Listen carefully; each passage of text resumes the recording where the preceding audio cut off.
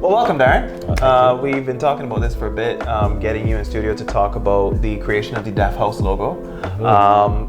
Chrissy reached out to us with the visual of what you guys were thinking, with the idea, and she just wanted some feedback and some pointers about what you guys were creating.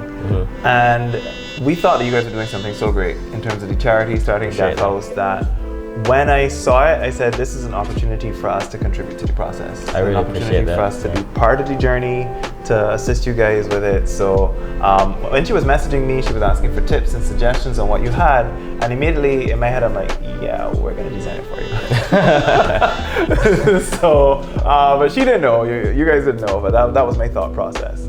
And so we just decided we would go through and work with it. So what was your thought process in terms of coming up with the logo? Like in terms of when you started it, what did you want to achieve with that?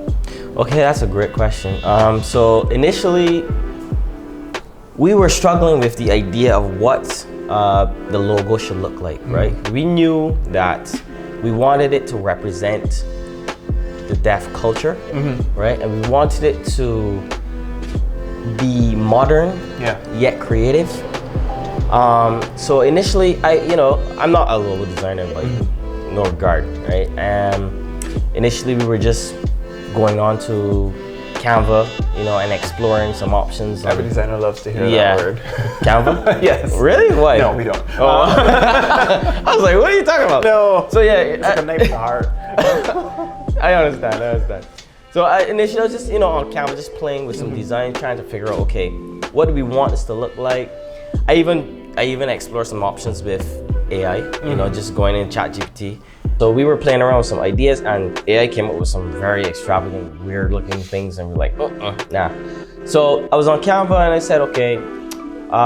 The one thing that did came from AI was the house, the top of the house, right? So I said, that's interesting.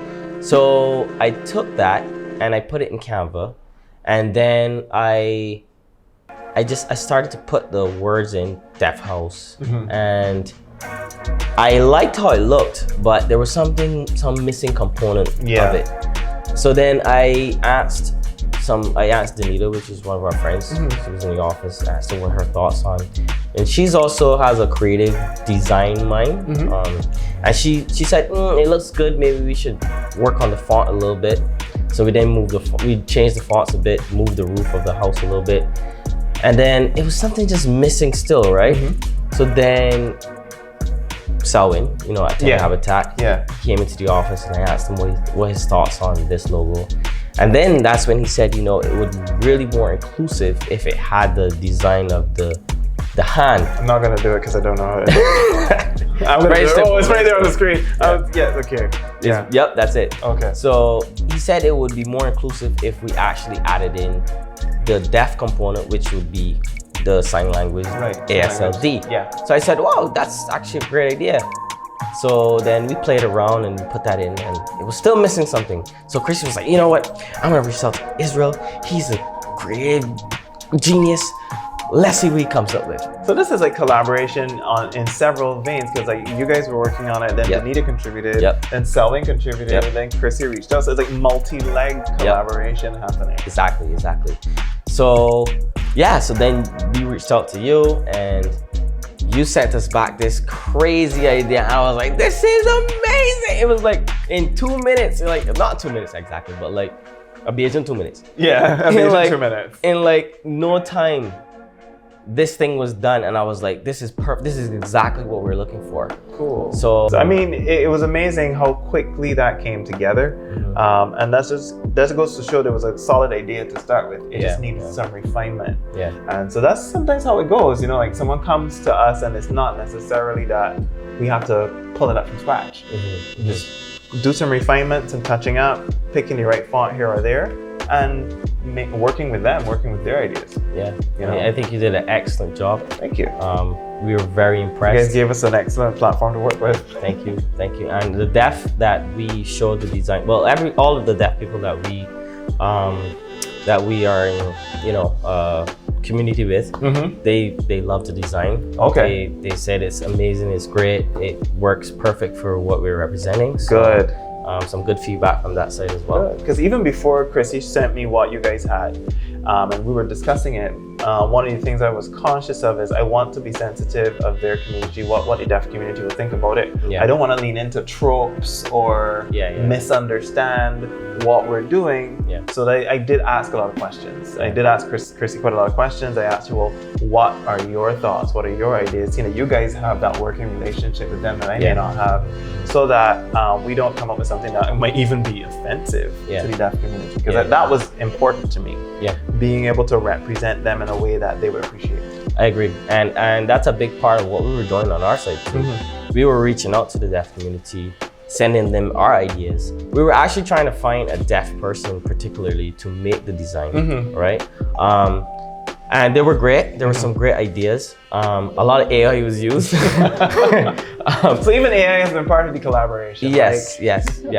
But so yeah, as I was saying, it was a big part of the development of this logo was working alongside the deaf to make sure that it's something that represents them in the best way. Yeah. So yeah.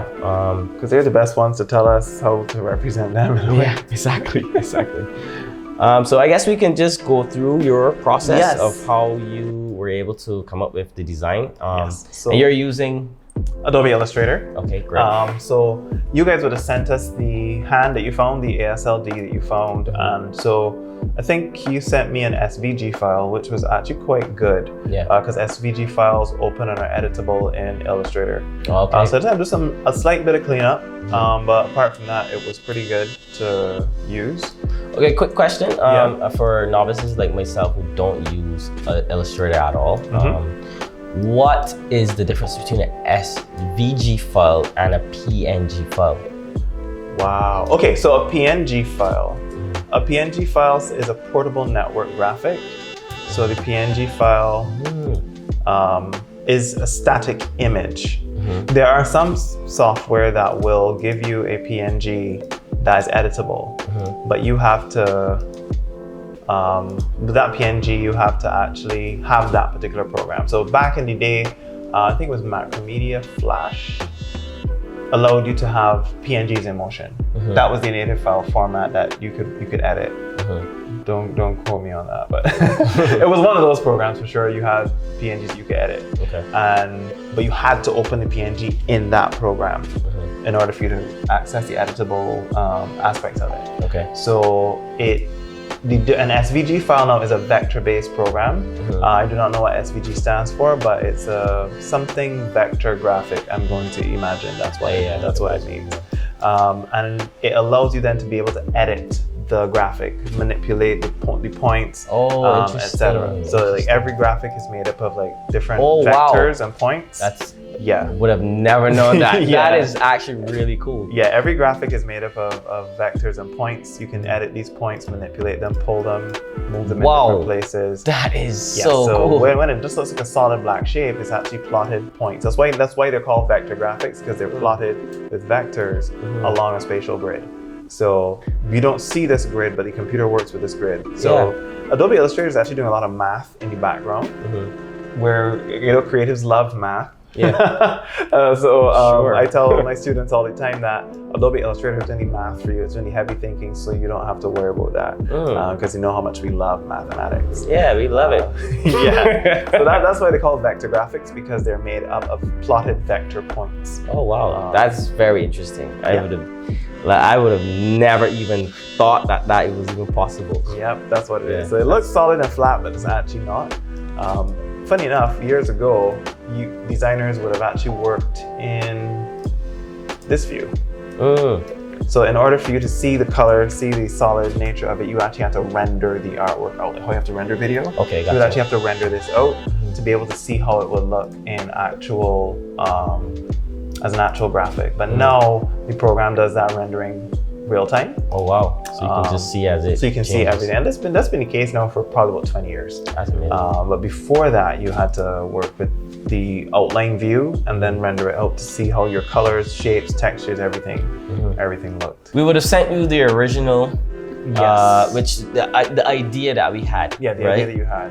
So what I did, like, pulled up the original and said, okay, this has good bones. It's like really good. It's a good starting point in terms of like the the positioning and everything, everything just kind of worked out. So what we did, so we said, well, one of the things we need to do, like I mentioned before, is to work with the font, because the font didn't match the boldness of the hand. The hand kind of had this kind of modern boldness to it. The hand had a modern boldness to it. The font was kind of an older style font. Okay. It felt more like Art Nouveau kind of thing.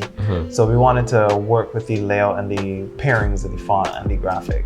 So you sent us the graphic, and so we just went through a series of fonts. First thing we did was just type out the word deaf, as it is, even with the D on, just to get a feel for what the word looks like. Yeah. And then copy that and type out the word house.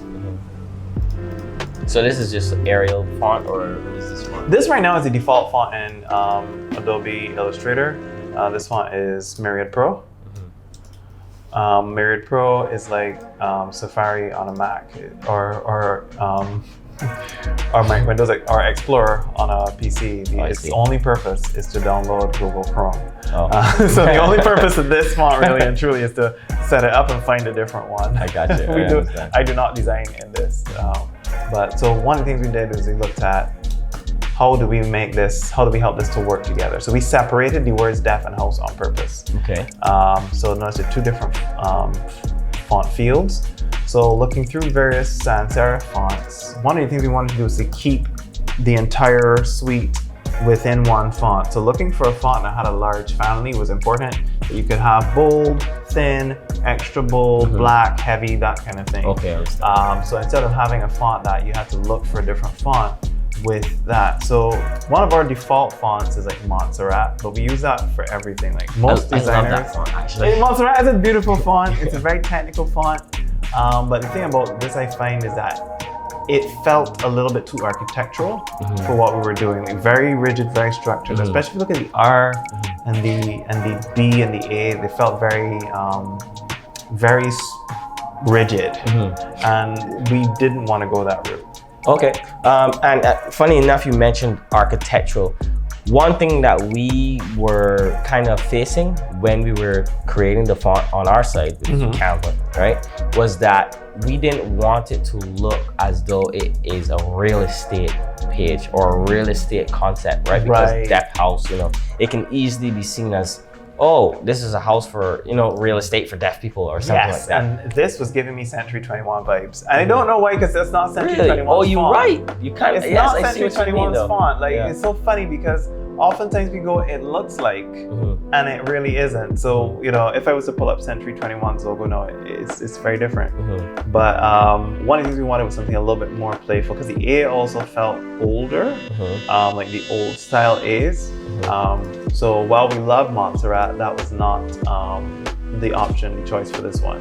But there's another font that's similar to Montserrat, but it's a little bit more playful, a little bit more clean, and that was Avenir. So Avenir is the font that we decided to go with here. And I can see why you would choose this. It looks, it just flows a lot better. There are differences, right? Like people don't recognize the differences, but if I was to put the differences on screen and show you quickly, Montserrat goes bold. Huge difference. It's a huge difference, but you don't necessarily notice it right off the bat. The F is different. The A, even though the A's are both this kind of older style A, they're slightly different. The R, Montserrat is a lot more uniformed. This has a little bit more variation. Texture, kind of like curves to it. Yes, exactly. This is very rigid, but Avenir has a bit more play to it. And that's what we wanted to, like a bit more play. So one of the things we wanted to do was to have a difference between, let me make sure I'm doing it right. That's what we did. Just make sure, So what we wanted to do is to have a difference between the deaf and the house. And not just in terms of weights, but also playing with the lowercase, uppercase nature of it. Because we felt that it could be an interesting way to just differentiate the two words. So I'll just go ahead and delete that off the top. Those are some of the things that we were doing as well. We were playing with the different variations of capitalization or lowercase, and seeing how that came up with as well on our end as well. Yeah. And that's important, like being able to work out those different things and see how they fit, see how they work with your brand. Mm-hmm. So then we just positioned the ASLD where, where the D would actually go. It's starting to come together already. Yes, it is. So what we did, oftentimes, like, giving the logo some space to breathe, like a word that is so commonly known as Barbados, so you don't have to have it with the standard tracking between the letters. What do you mean by standard tracking? Tracking is the space between the letters. So this is standard tracking right now, where if you look here, it just says, right now it's at 80, so it's actually been spaced out a bit. Okay. But we want to space it out even more and give it some room. So I just want to give it some tracking so that if the logo has some room to breathe. And what this does, it helps to create some variance in the logo, some visual interest as well. That just completely looked so much better just by doing that. Yeah, and it helps to fill the space between under the Deaf House, right? Because one of the things that will happen if that's not there, you have this awkward space, empty space where the hand is coming down. Yeah. If you just had the D there, the D would be there and everything would be flat, you'd be good to go. You could probably line that up there, put it over, that kind of thing. Yeah. But with the ASLD as the D, it created this void beneath. Yeah. So it was a natural place for the Barbados to fit immediately. And it just fits right at the base of that. So that I thought was pretty cool. And one of the aspects that we really liked with what you did was the house. Yeah. So essentially all I did was I came to your artwork and just traced over the house that you drew. And put it over, and to get that tapered stroke. I see. Right, I just came and which one did I use? I think it was this one. Yeah. The fact that you can remember this is amazing. I mean, I do it, every day, so it's kind of like etched into my brain. I've been doing this every day for the last, can't really 1 subtract 7 multiply by 4. 22 years. I have no problem aging myself. I said 22 years. I could be young for doing this for 22 years, right? So that's no problem. So then you just copied it. I copied it, right, and duplicated it because I felt like there needed to be a little bit more definition. And some houses have like your roof, but then they have another like a gable kind of. Yeah. So I was like, okay, well, just give the house a little bit more character, but not too much because we didn't want to. The issue then would have been you would have had two competing elements where you have the ASLD and then like trying to do a bit more on the house, etc. That was why we stepped away from actually building out a little bit more of the house, because we had an idea where we were going to actually have more of the house come around like this. But then it became very realistic. Very, very realistic. That actually looks kind of nice too. But yeah, it became very realistic, and then it had these two elements on either side of the logo competing with one another. Yes. The ASLD and the house. Yeah. So it's like we don't need to spell out everything. So what we did like about having this layout here is the subtlety of it. It's very simple, subtle, and it's effective. Yeah, simple, subtle, effective. Sometimes you don't need to do too much. Yeah. That's what a lot of people kind of sometimes try to cram everything into a logo. And one of the things that renowned logo designer Sagi Haviv has said, a logo is to identify, not to explain. Right? A logo doesn't have to tell you the full story the full life story of the person who made it. And when I was 2 years old, like you ever went on one of those like recipe blogs and they try to tell you everything from when they had a cat that died when they were 5 and that's why they bake cookies today. It's like you really don't. I just want the recipe. Stop talking. And a logo's main purpose, its chief purpose, is to identify and not to explain. It's supposed to be memorable, it's supposed to be relevant, and it's supposed to be simple. You hit those three things and you have yourself a logo. A beautiful logo. So one of the things we wanted to do then is to give it the option to be stackable. So we have the horizontal version and then we have the stacked version. So wait, I'm trying to remember, did we give you the yellow house or did you I made the yellow house. Oh, you made it yellow. No, you gave me a version that had yellow. Oh, There's a okay, version yeah, that has yellow as well. I couldn't remember. Yeah. So that's something that we were also kind of fighting with. Back to what you were saying with like adding too much detail.